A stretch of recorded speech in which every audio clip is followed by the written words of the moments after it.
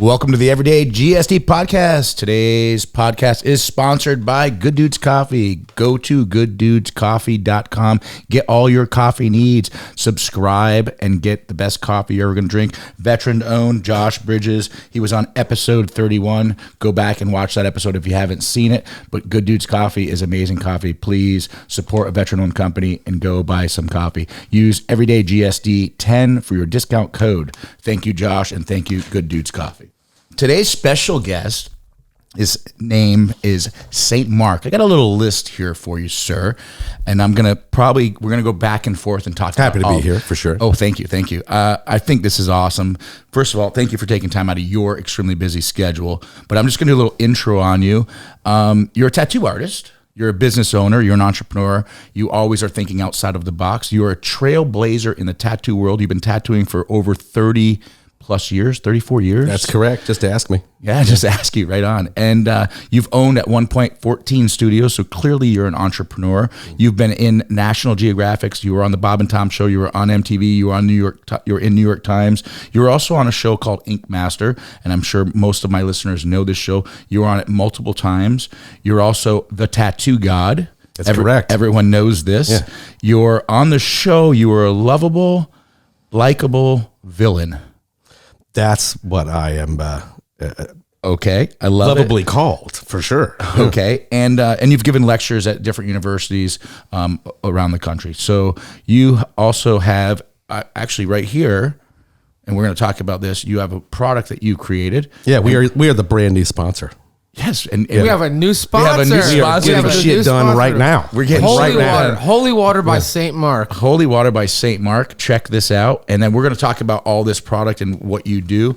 But let's back it up, man. You started tattooing when you were like 19, 20 years old? Yeah, I was originally I was trained and born and bred to be an advertiser. So I kind of came from that background. Southern Baptist ministers and advertisers. So okay, I don't know what else you could be besides a rock star or a tattoo artist. One of the same kind of a thing. And the truth is, you have done some music. I like to involve myself in that that area that for round. Sure. Yeah. So let's talk about you're 19, 20 years old, and you're like, you know what? Let's get a tattoo gun and let's start inking people. Yeah, I think when it comes back to getting shit done, I think everybody has a core reason as to why they do anything. And I talk about this often, and I think everybody's got rock star plans. Anybody that's doing anything has some sort of rock star plans. I'm like, you can be a rock star toothpick salesman if you want to be. There's that one guy. You're going to go to a convention, and when that guy walks in the room, they're going to be like, hey, you know who that is? Well, the toothpick man. That's right. He's the baddest guy in the room. And that's the guy I wanted to be. Right. That's pretty much it. Yeah. You know, I don't want to be a guy. I want to be the guy. And whatever that takes. I mean, right. Yeah. I think that's what we're talking about. Yeah. I mean, that's the GSD mentality, right? That's the lifestyle. And I think it's important for the viewers to hear your story because when I'm sitting here, we do the pre-show and we were getting to know each other a little better. And again, I'm super excited to have you on the show. But your story is really cool because you know what you're good at and you've capitalized on that. And then you also know what you're not good at and you stay away from that suck bucket. Well, I think when it comes down to fucking things up, I mean, like I'm an idea man. I have thousands of ideas. And the only way I really know what I'm talking about is because I've made mistakes. I've made like every mistake you can make. Right. So I've got good advice. And who wants to take advice from somebody who's never lost? For sure lost. I know how to not do that again. Yeah, you know how to not do that again. I think that's going in the book. Who wants to take advice from someone who hasn't lost? Yes. That's going in the book. In the new book that flag that. Yeah, in the new book that will be coming out called Everyday GSD. There's a children's book too, and my mom just asked me the other day. She goes, "When's the children's book coming out?" I go, "It's coming, Mom. It's coming, Mom." Okay, so you're a tattoo artist. At what point did you decide, I want my own studio? And then, of course, then later you've got up to 14. Well, I think at the time I kind of came into the tattoo world, it was definitely an industry or a corner that was dominated by, to be honest, it was dominated by bikers. Right. Maybe I'd like, as far as culture goes, it was maybe not the most mainstream kind of thing. It was definitely off the beaten path. Right. But I was an airbrush artist. I was an advertiser. So like I'm looking at this. I had some friends bring me tattoo magazines, and I'm like, "There's a magazine. They have a magazine for tattooing." Yeah. Like I want a piece of that. Yeah. I'm looking through the magazine and like really all over the entire world, there was like maybe just a handful of guys. There was a dozen names that you'd see over and over and over again.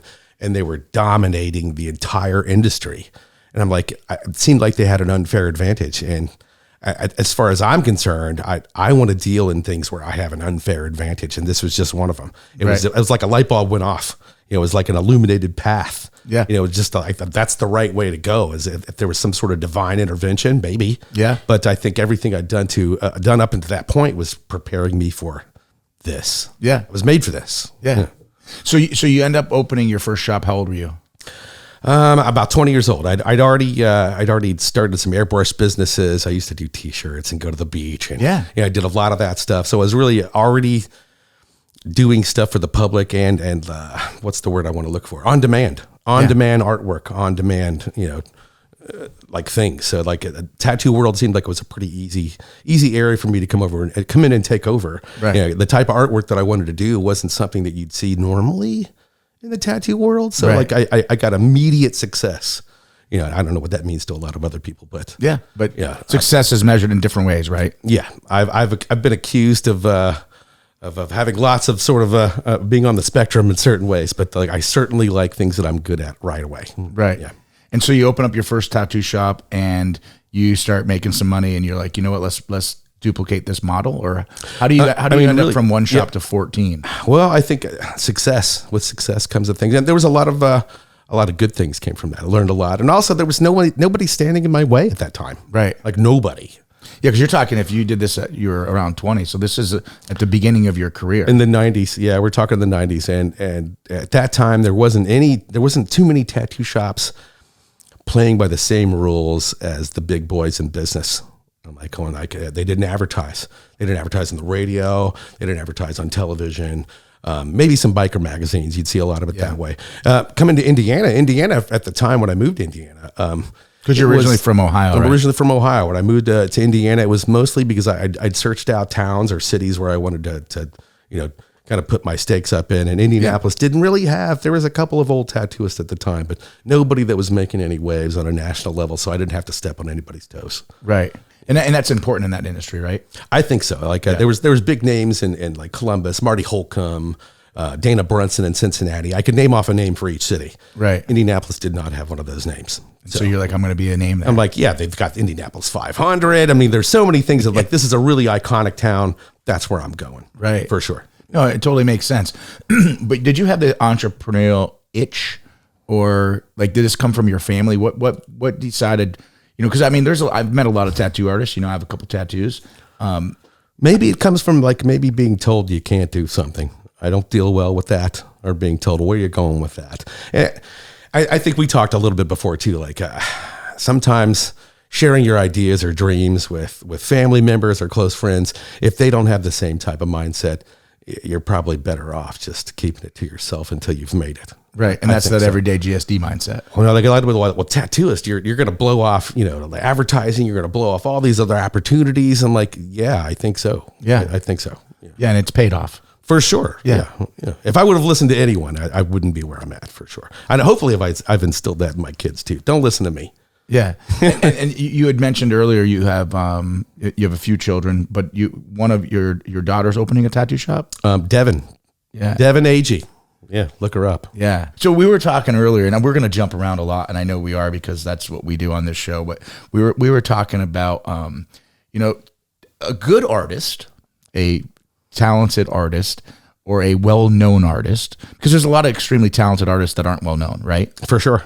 Absolutely. But there's a demand for certain people. Like you were on a show, Ink Master, which you were already well-known before this show. People sometimes go on these shows because they want the notoriety. Correct. That's correct. But you actually went on the show because you were like, maybe I can help people or figure this. Well, I think also a lot of older cats like myself were really against where the reality TV thing was going to take our industry. And that's a valid concern. I mean, like to some degree, it is going to expose us to a larger market. Right. But at the same time, you'd have to worry, is that going to water down like the real quality talent? And I think for a minute, I think that's what happened.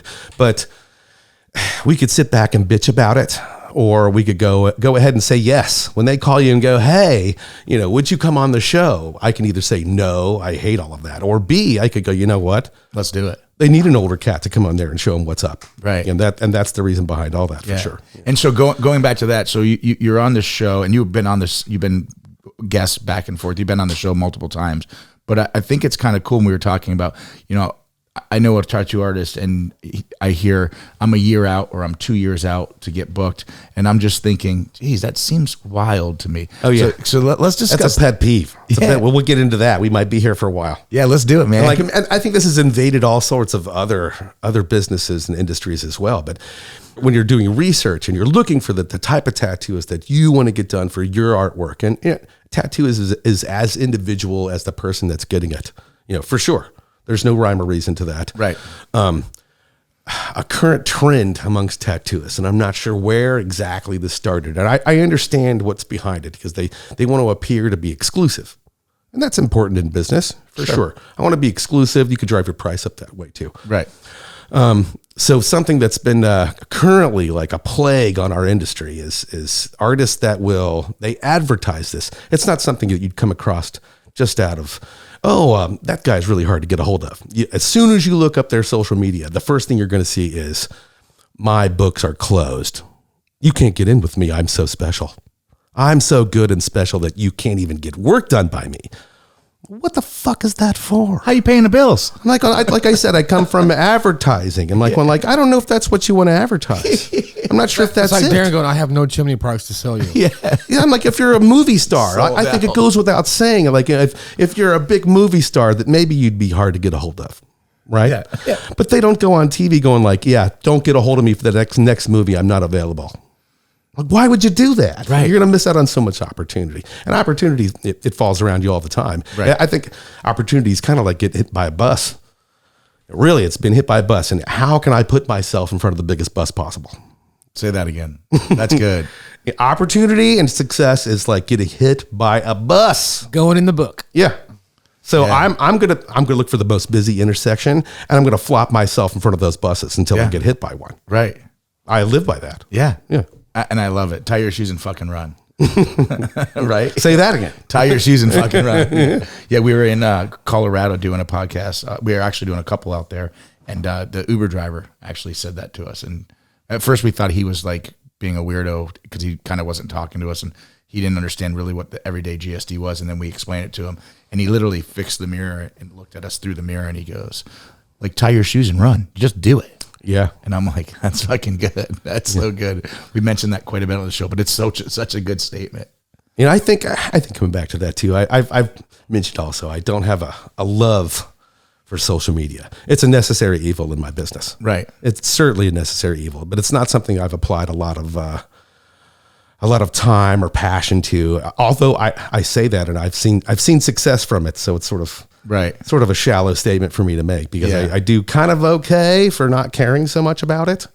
But however, I feel it's an area, like, if everybody can do it, well, then it's not so special. Like, if all of us are special guys, I say this to the tattooists, like the ones that are booked up and that you 2 can't, years. Yeah, the 2 years, and you can't get a hold of me. My books are closed, except for this one half an hour on every other Tuesday. Every 6 months, you can talk to me, and I'm that special. I'm like, if everybody in your town, even in your little small town, if they're all saying that, well, then nobody's special, guys. Like, if you're all special, then nobody's special. And we're back to who can work the hardest. Right. So let's see, if I'm better than you and I will work harder than you, how are you going to stop me? You can't stop me. You can't. You can't. I preach this to my guys that work at the shop. I'm like, you're not going to post that your books are closed. And I don't care what the guy down the street says.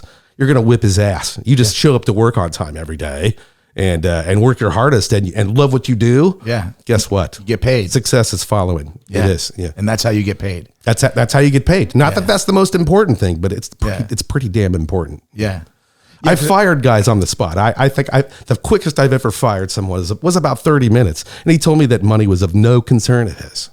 And I asked him if he had a child, and he did. And I'm like, I'm sorry, we're done. Yeah, we're done. We're not going to get along. Yeah, this isn't going to work. No, I'm going to save you. I'm saving you. Go find that next job. I'm not going to hold you from it. Yeah. Go find the next job that you don't care about. Yeah.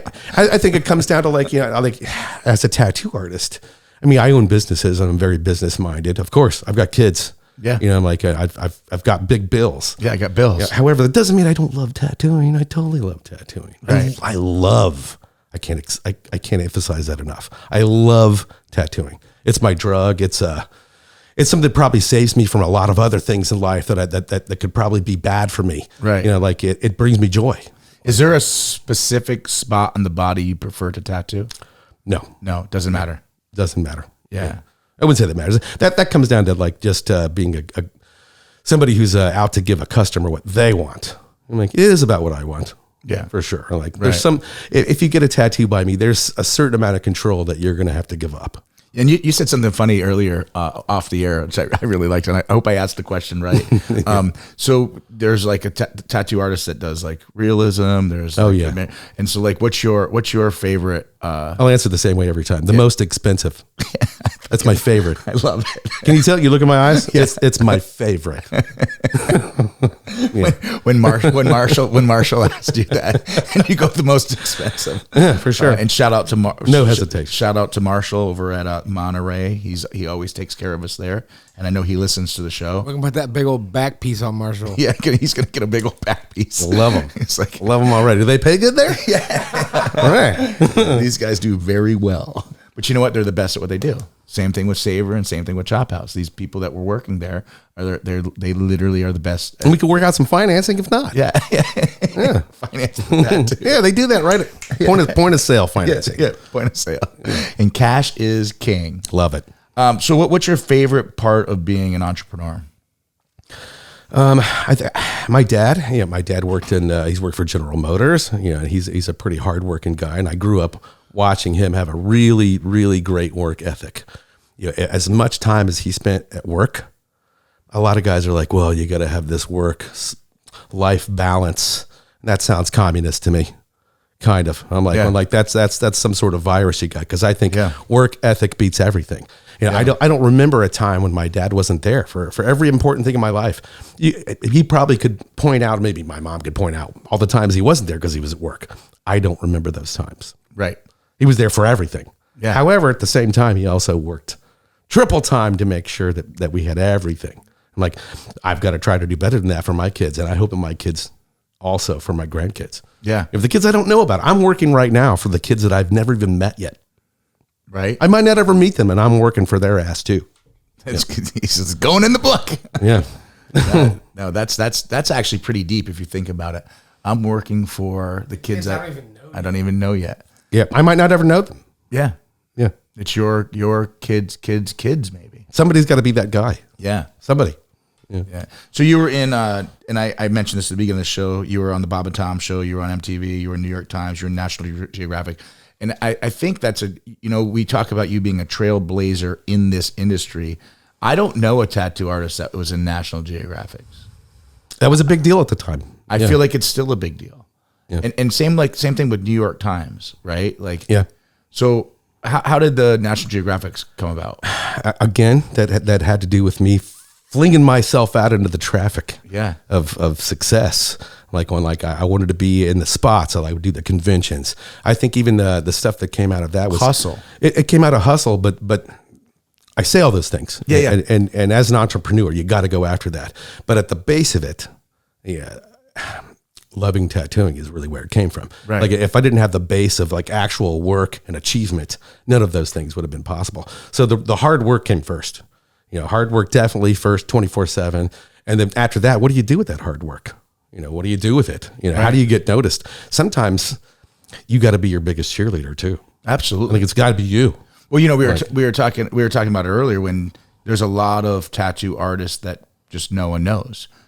Yeah, they're good, and they're very good artists. But there's a lot of successful tattooists that you might not have ever heard of, and that are every bit as successful as the guy with 100,000 followers on Instagram. Yeah. I think maybe the minute I figured out as an artist, I had friends, and actually through the experience with Paramount and or like Spike Network, getting involved, getting in bed with them. You know, like I was forced or made, not forced, but you're going to have social media. Yeah, right. You're signing up for this. This is part of it. It's part of the show. And without that, I might not have even pushed as hard, but it's definitely necessary. Right. But I also figured out, like right off the bat, I'm like, I think I gained a lot of followers even before that, just Instagram, because you could post pictures. Yeah.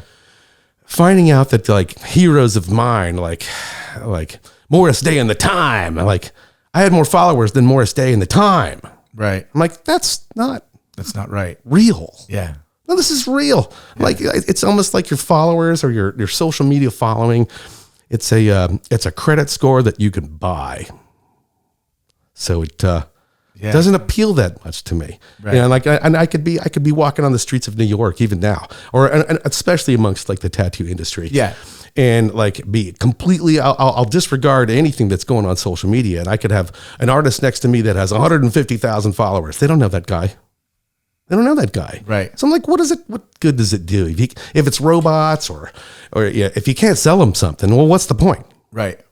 And maybe that's it. If I can't sell something to them, who cares? Yeah. And that's the business part of it. Right. Yeah. And there's so many talented artists that don't have that business mindset. And I think that's where they're failing. And being successful and being famous are entirely two different things. Oh yeah, and success is different. Two different things. You got to decide what you want. Yeah. I mean, one might bring the other, but maybe not. You know, I mean, you could be, if you're successful first, and fame could come with it, but fame doesn't equal success at all. I think a lot of guys that have gone through like the reality TV thing and didn't come out the other side with a viable product, they're kicking themselves. Right. For not understanding the assignment. Yeah, the assignment. Yeah. Well, let's talk about that. Let's talk about reality TV. Let's talk about the show Ink Master, because you were on it several times. Yep. And it's interesting because I reached out to a friend and told him that you were coming on the show. Excuse me, let me rephrase that. I said there was a guy coming on the show and he was on Ink Master, and he wrote back and he said St. Mark. And I think beautiful. Beautiful. That you just won, right? Yes. Because immediately, how many seasons has Ink Master been on? I mean, the most current. What is it? I should know this. Maybe 9. Maybe 12. I think it's maybe 13 or 14. So 13 seasons with multiple people, year after year, season after season. And the first message that I get back was St. Mark ? And I said, yeah, because I thought it was kind of cool. Like, holy shit! I go, oh wow, and then he wrote back, my son and I love that guy, and I was like. Okay, and you're known in the, and I'm gonna probably butcher this, but I said it earlier, like you're the lovable villain for sure. But you say and speak your mind, but you stick with what you're. I think that came pretty easy to me. I mean, like I said, I do come from somewhat of a religious background too. Like in the church, I've got family members in the church, and my grandpa was a pastor. I'm kind of a preacher's kid, so I'm used to sort of being on stage or being in the limelight or understanding the assignment, I guess. That's, whether, depends on who you're repping for. You could be repping for Jesus. Right. You're repping for somebody. Yeah. I think that, in the world, I went into that job knowing the job. I'm like, I'm here to display my artwork and to push my name into the lexicon of the mainstream. That's what I'm here to do. I'm not here to prove that I know how to tattoo. Of course, you've already proved that. I'm already a tattoo god walking onto the set. I don't have to do that. So it made it really comfortable for me right off the bat, and probably made it extra irritating, which is part of the job. Right? Yeah. What's reality TV, right? Yeah, for sure. You can go in there and be the quiet guy or girl on the show. I'd mentioned me and my wife watch a lot of reality television. She loves reality TV. Right. Real Housewives, to be specific. Okay. I'm very versed in the Real Housewife world. Yeah. For sure. Out of proxy. And really, it's almost like you're watching. What do you got, Justin? The show is fucking over. And the show's over. Watching reality TV. I felt like I was being taught how to be a reality star. Watching, I could immediately point out who was getting all the airtime. Yeah, and that's what it's about when you're on these shows. Winning. That's winning. Yeah, because we talked about it. You did not win the show. I did not. Most people wouldn't know that. No, and most people don't know that. Wouldn't know that. Yeah. I don't know that. Yeah, but you won. For sure. I'm a winner. Yeah. I am a winner. And I think that's a lesson, right? I mean, that's so huge when you can say you went on the show and you knew what your objective was and you accomplished that and you won. That was your objective. I think it's bothersome to some of the winners. And like when they're like, when we're at conventions, I'm like going like who they're lining up to get their autograph or their picture with. Yeah. And they're looking at St. Mark going like, he didn't win the fucking show. Yeah. Like, well, what's going on? What's going on here? You know, I'm like, well, I understood the assignment. Yeah. And you know what? And that's it, right? Understanding the assignment. Going in the book. Yeah. And seriously, I think that's where people get off the rails, right? They're so concerned on what they think they need to do instead of just knowing what you need to do. Yeah, also be yourself and have a good time. Yeah. A lot of people ask me about the show. You're not asking the question, but I know a lot of people ask this question. Yeah. Is that show scripted? And or is reality TV in general scripted? Right. But I would say, like, I have a lot of the same exact producers that have worked across other reality shows. They're Right. exactly the same people. Yeah. The exact same production companies. It's the exact same formula. I can say without a doubt, they didn't put one word in my mouth. Not one. Like, on everything I said, I own it. Good and bad. Yeah. Yeah. Or best. Yeah. But I think that I own that. But Yeah. I think that's clutch, right? Because when Ralph Johnson, he's an awesome chef down in Straw Hat in Anguilla. He was on the show. I don't remember what episode, a while ago, but he's a great dude. And he was on Hell's Kitchen, and he's from the Boston area, and he has a Boston accent. And they were telling him to be more Boston. They said we want more controversy. So it annoyed him because he's like, this is who I am. And you had mentioned that you had overheard the producers saying, no, just let him go. Let him go. This is exactly what we're looking for. Let them go. Yeah. Yeah. We don't got nothing better than that. If you got something better than they got, you can say whatever you want. Yeah. Yeah. And I think a lot of people too, I think, well, in my personal experience, the guys on Ink Master that maybe needed help, or maybe if they got on there, I don't want to say something bad about my peer, or I don't want to be critical. Maybe that's, in essence, I don't want to be critical of someone else because, outside of the show, I want them to like me. I'm like, well, you did understand what the job was that you applied to. What the assignment was. Or like, well, I'm just not that full of myself and I'm not very confident. Like, so that means so all of those interviews that you did, you weren't confident. I knew you had to do something to get on here. Right. So do that. Yeah, I read an article that someone wrote about you, and it said cocky / or confident, and then the next statement was, if cocky is confident, he's confident, and we love him. I love that. And I think that goes back to, you didn't win the show, But I did. but you did. I absolutely did. Absolutely did. Am I one of the baddest guys that ever walked on the show? For sure. For sure. Yeah. Who cares? Who cares? I think also a lot of times the ringers, and you'll notice on the show, there are certain ingredients that have to happen there, and they have a winning formula. If they veer off those ingredients, they might not have a hit, but they keep to those ingredients. There's a certain number of inexperienced guys they're going to throw on there. Same with the canvases. And there's a certain number of maybe just outspoken, or they might look funny or out of, something like that. But then there's the ringers. And in general, the ringers aren't going to win because you can bring us back. Yeah. Over and over and over again. Yeah. Yeah, which brings listeners and brings more people watching the show because they want to go, oh, St. Mark's coming back. He's got the revenge or the grudge against do what you want. So-and-so. Like, do I have, is there like inspirations for that? I'm like, I'll call out one right now. Nene Leakes from Real Housewives of Atlanta. Are you listening, Jonica? Oh my gosh. She's one of totally. Yeah. Very much so an inspiration. I'm like, man, no matter what she does, if she's the most awful chick on there, the most meanest one, I'm like, that's the only one I want to watch. Yeah. Yeah. If she's on it, I'm coming back. Yeah. I'm coming back to watch. They know that too. They can throw her off the show. Ratings will take a dive. And they bring her back. Mm-hmm. Yeah. Yeah. Who's your favorite? Yeah. Who's your favorite? That's hands down my favorite. Yeah. Yeah. I mean, It's so funny you say that because I hated that. I fucking hated that bitch. Oh yeah. Don't you though? But look what's happening right now. We're on the Everyday GSD show talking about her. Yeah. Yeah. So link her into this too. And also I grew up in the 80s and 90s. Link her onto this. I watched every interview that David Lee Roth or Morris Day has given. Oh my God. I think the Tattoo God is like a culmination of like David Lee Roth and Morris Day in the time. That's pretty much it. Yeah. The complete narcissist package. Yeah. Anything you ever wanted to be, you weren't allowed to be.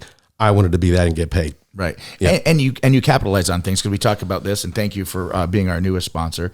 but this is your holy water. Holy water by St. Mark. Yes. Tell me about this. Holy water by St. Mark is something over the years, again, I've been tattooing for 34 years. I've used every product imaginable to make things easier or much more palatable for people to sit through, because the longer you can sit, the more money I can make. Right. Correct. Facts. For all tattooists. Yeah. Yeah. And I'm not a big fan of some of the tattoo creams and things like that. They can cause irritations and problems for the tattooist, no matter what they say. You hear all the claims online, especially now. This cream is going to be awesome and it won't affect the tattoo at all, and the tattooists all love it. That's false. Absolutely not true.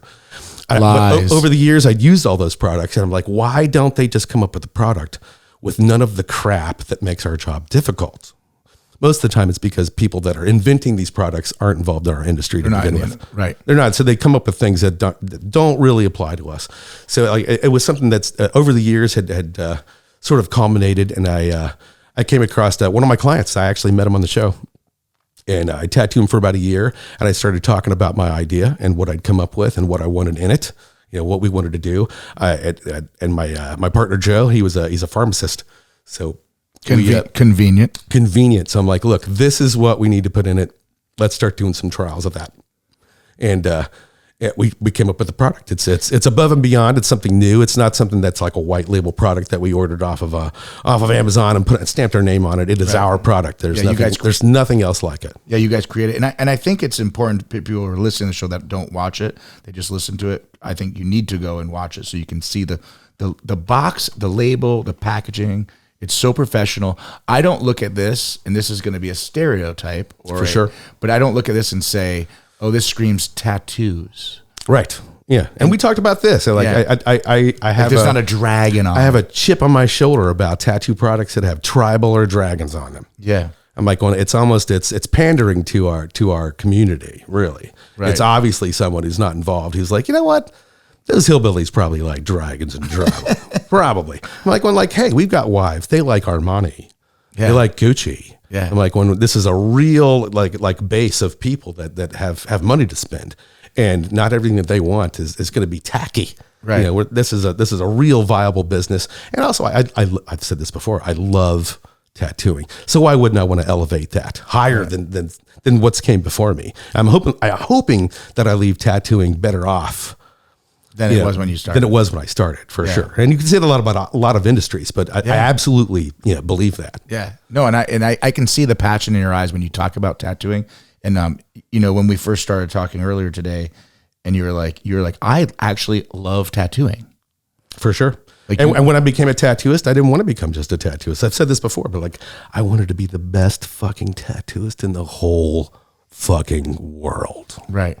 And if you're not out for that, I don't care what you're doing. Yeah. Maybe quit. Maybe, quit wasting your time and go find out what it is in the world that you want to do, that you want to be the best fucking guy at. Because if it's not that, then you're doing the wrong fucking thing. 100%. Yeah. And so this is also a product you can use. I'm allowed to say fuck. Right. Yeah, absolutely. Right. I told my mom I'm going to try to say less of the F bombs, and I've been doing better. Thank you, Mom. But you can say whatever the fuck you want on the show. Right. But this isn't just, you can use, there's multiple use for this. There's lots of uses for our product. It's great for tattooing. It's meant as an anesthetic, and you use it while you're tattooing to help lengthen that process. Once you get started tattooing, you can reuse it. If it wears off, you can use it again. It's great for healing your tattoo as well. That's something that wasn't intended at the beginning, but a lot of our clients use it during the healing process. It's great for bug bites. I use it on my dog's ears too. She loves it. Bug bites. That's huge. Because, we were just in Puerto Rico, and Justin got a lot of bug bites. And normally the bugs love me because my blood is so sweet, as I say. I'm delicious too. Yeah, but they didn't get me that trip, so I'm pretty happy about that. Yeah. Let's talk about National Geographics and you being on in what a blessing. Magazines. What a blessing. The National Geographic thing that came along early. I'd done a lot of back pieces early in my career. I was kind of aiming big right off the bat. And again, it's about putting yourself in front of that success bus. And I was out at lots of conventions, even the National Geographic and the New York Times. That just came out of being in the right place at the right time. Right. But if I didn't believe in myself, I wouldn't even have been at those places.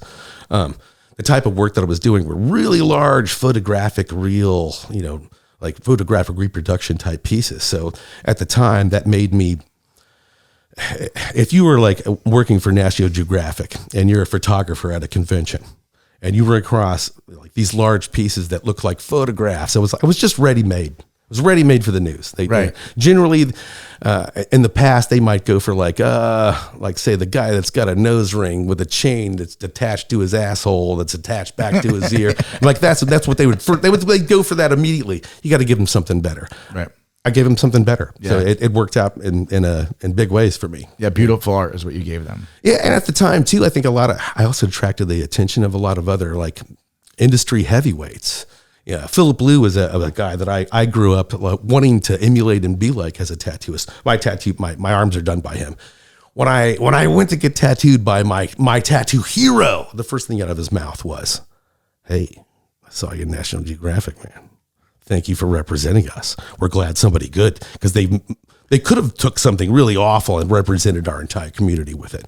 Luckily, it was something that I had put a lot of love into, and it turned out to where I was leaving tattooing better than when I found it. Yeah, sure. Which is the goal. That's the goal. Yeah. Have you ever tattooed yourself? I have not. No. I have not. No. He won't even fucking tattoo me. What do you mean? Let's not get started. He's not good with schedules. Yeah. He's actually, I'll take that back. He's not good with commitment. You have to bring cash. As I always say, cash is king. You gotta commit. I'm going to have you do a piece for me. Yeah, I'm excited. Yeah, I'd like to do that, and then we'll do another show after Yeah, that. yeah. Do how you feel about it. Yeah, do a recap. And be like, look what he fucked up on. No, totally kidding. No, I think it's cool to have you on the show because I think listeners. Well, first of all, I think you're teaching or you're educating people right now about the tattoo world because you made a statement earlier, which I think it's very correct. People think or thought in the tattoo world it's like underground culture. It's like this biker world, which kind of correct. It was right. Yeah, that's correct. Correct. Yeah. But that industry has evolved. I've been to a couple tattoo conventions, and they're amazing conventions. I'll put it this way, like say an apprenticeship. I was not apprenticed. I didn't have a traditional apprenticeship, but that's a thing. Yeah. And more unless I'm one of the lucky ones, and I also had a really tight work ethic, so that made a difference. But however, like when I started tattooing, like it wouldn't be something that you'd say would be at your high school as like a viable career choice. Right. We now have parents bringing their kids that are graduating from high school in to talk about apprenticeships to become a tattoo artist. Right. That was not going on in the 90s. No. Parents now see like, hey, why do I want to waste a few $100,000 on an education my kid doesn't want when he's good at this and he can have a viable career doing something that he loves and he can take care of himself? That's what's changed. Yeah. And maybe even some of the reality TV that's helped that along too. Yeah. Yeah. Arguably good or bad, it is what it is.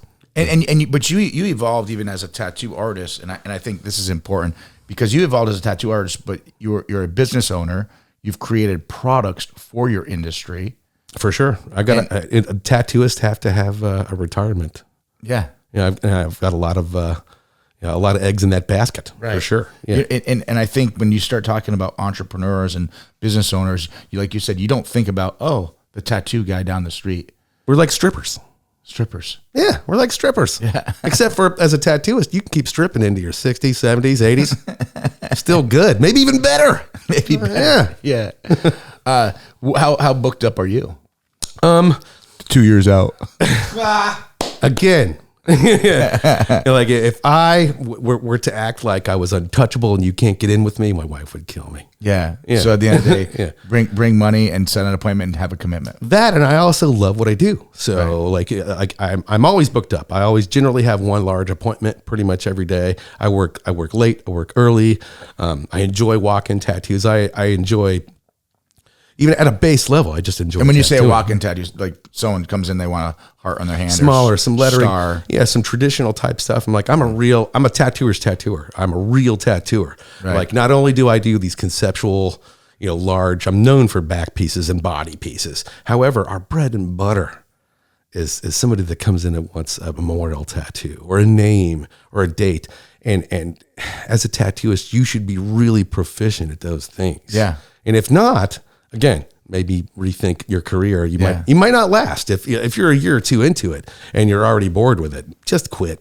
Well, and people, you hear this, someone's like, they've been tattooing for like 2 years, and they're like, oh yeah, the industry's changed so much. You're like, you've been doing this for 2 years. You've been doing it for 2 years. We're all here like, you know what? It's really slow season, guys. I think the magic is over and it's all gone. I'm like, are you crazy? I'm like, you weren't even tattooing through the Obama years. Are you crazy? Come on. Yeah. Everybody out there knows what I just said. You know what I mean. 100%. However, I will say that I think tattooing is one of those things. It's the American dream. Yeah. You can pick up, you could have no education. You could take a hard work ethic and you could become somebody. You can feed your family. You can feed 3 families. If you work hard enough. However, it's like anything though, right? Just like anything. Yeah. But it really is. And it came from the wrong side of the track, so to speak. Even from at one time, you would imagine sailors and whores. That's who's getting tattooed. Yeah. Not anymore. Yeah. Yeah. That's a really good statement when you think about it, because think about 30, 40 years ago, you'd see someone with a tattoo or tattoos on their arm. They're like, oh, military, biker. Sure. But I'd say even once I became sort of heavily tattooed, having it not be the norm to be like well-spoken and like to be an entrepreneur, like it makes people treat you differently. I think even like the restaurant business, you would see like, we don't hire people if you have visible tattoos. Now it's like, well, who else are you going to hire? Yeah. Who are you hiring? There's no one else left. Now that's the image that they're looking for. Yeah. I think I used to like, people could point you out in a second. Oh, you must be a tattoo artist. Yeah. You're either in a band or you're a tattoo artist. One of those two things. Now, if I'm rolling through the grocery store and I have like some fresh, food items, I'll more likely hear, and this is a true story, they will like, oh, they could tell by what you're buying. You're a chef. You're a chef. How did you know? Yeah. How did you know that? You know what I was going to say? They're going, you must be a chef. I'm like, well, why would you say that? Like, well, you have fresh food items and you have tattoos. Yeah, you're shopping in the outside perimeter of the grocery store. Yeah, even doctors. I run across a lot of doctors, anesthesiologists, surgeons. No one almost anymore. If they have tattooists, they have a level of credibility. Yeah, or as being like, that's a real person. Yeah. Yeah, and what did they do? They must have really be good at what they do to be successful and have those tattoos. That's right. Yeah. What's the longest tattoo you ever did? Man, I'd have to say, that's hard to say because some things can go on day after day. There's 2 and 3 day sessions, but I'd say one single session, about 18 hours. I think that's about that's a long time. That's the top. Yeah. Not necessary either. No. Yeah. You have to be a little crazy. Yeah. Yeah. For both of you. For both of us. For the individual being tattooed. Right. No, and put it you got to love it. Maybe crazy, love. Yeah, a bit of those things. Yeah. We'll put you did a back piece. Was it 3 brothers, 2 brothers? I did a tattoo that at the time I was known for doing back pieces, and it just didn't seem big enough. So I had to start putting guys together. So he put 2 brothers together, and the tattoo was it the Last Supper? No, actually, that's still in the works. Oh, it's still in the works. That long. It's been 20 years in the works. Yeah, the logistics on that are almost impossible. I saw one in a magazine. It was 2 brothers, and what was that tattoo? Oh, that is the it's a Bernini statue. Yeah, that's what. Yeah. It's fucking beautiful. It's like it's fucking beautiful.